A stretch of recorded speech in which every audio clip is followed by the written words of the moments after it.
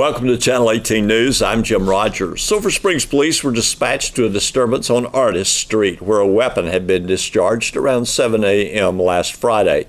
When officers arrived, the weapon was in the possession of Jose Isabel Nunez Pacheco, age 42, a resident at the address. Pacheco said he had been in an argument with an employee and had retrieved and had discharged the firearm during the argument. There were several residences in the area where the weapon had been discharged. Pacheco was arrested and booked into Hopkins County Jail, charged with deadly conduct, discharged firearm, a felony 3.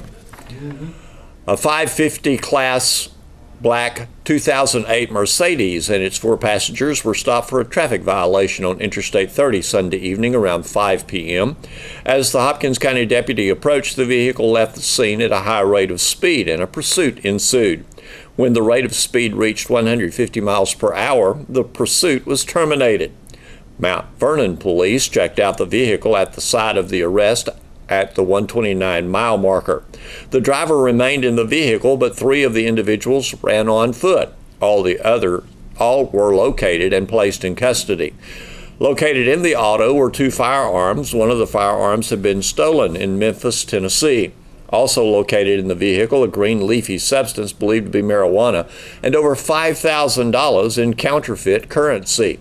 Arrested for evading arrest with a vehicle was the driver, K.C. Carter Jr., age 25, of Memphis, Tennessee. Arrested for unlawful possession of a firearm by a felon, tamper with physical evidence, forgery financial instrument, and evading arrest were Jordan Evans, age 25, George Casper Jenkins, age 22, and Jarrett Austin Evans, age 25, all of Memphis, Tennessee. Honored for his 800 career wins in Texas, North Hopkins basketball coach Jeff Bell said his favorite saying is, "Have faith, work hard, dream big, and never quit." Bell said he has tried to live by those words. Bell's remarks came as he was honored by the Texas UIL director Charlie Bradhop at the state basketball tournament in San Antonio this past weekend. North Hopkins Superintendent Darren Jolly said the district is thankful and blessed to have Coach Bell influencing the North Hopkins district students, coaches, and faculty. Jolly called Bell's leadership no nonsense and says it is built on a rich foundation of value-based success, not just for athletics, but also as a life practice. Here's Don Julian with the rest of sports. The Wildcats baseball team swept 2 games on the final day of the Grayson County Classic in Sherman on Saturday.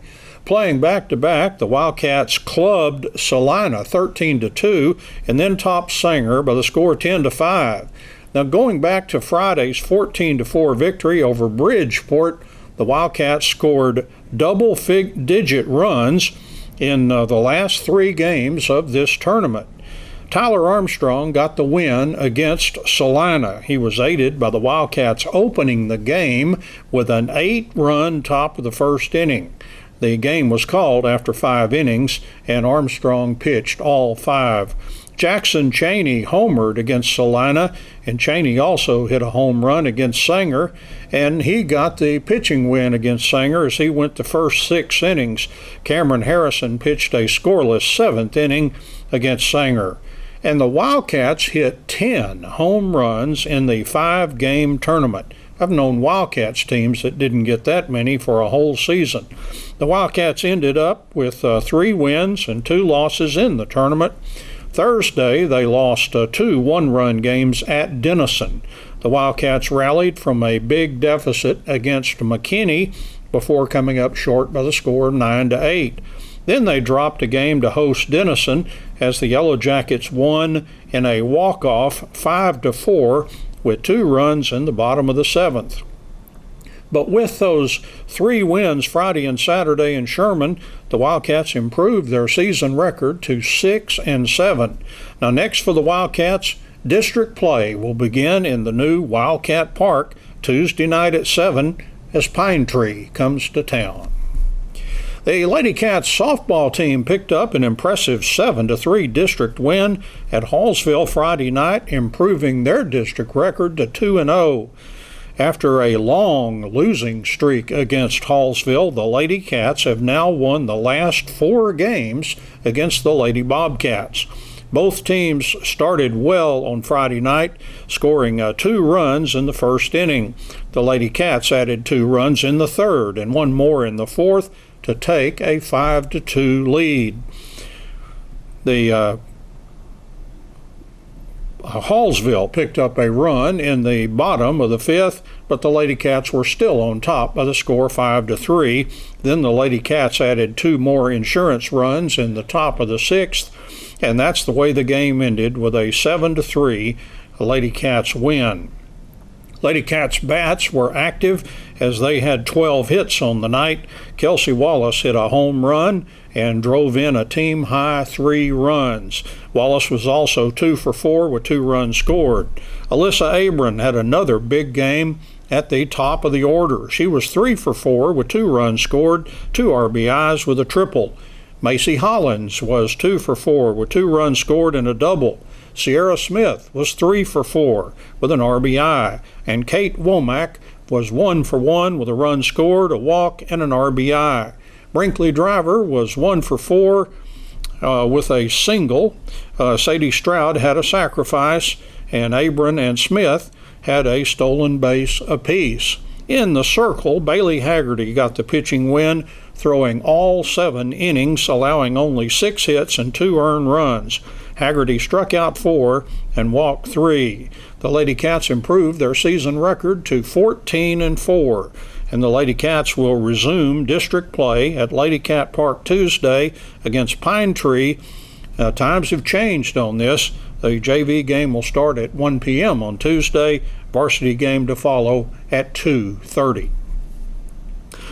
And going back to Friday, despite windy conditions with gusts over 20 miles an hour, the Lady Cats golf team managed to shoot a score of 480, which was good enough for 3rd place at a district preview Friday at Rockwall Golf and Athletic Club. Lady Cats freshman Miriam Tran shot a team best 94 to finish in 4th place individually. Other Lady Cat scores: senior Emma Lane with 126, sophomore Addison White with 128, and sophomore Alyssa Underwood with 132.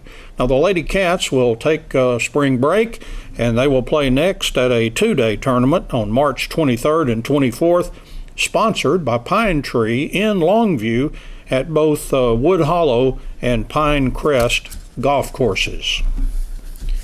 The North Hopkins Panthers didn't go down to defeat easily in a 9-7 loss to Carlisle in Price on Friday. Both teams scored a pair of runs in the first inning. Then Carlisle scored 1 in both the second and third innings to go up 4-2 after 3 innings. Panthers tied the game at 4-4 with 2 runs in the top of the 4th.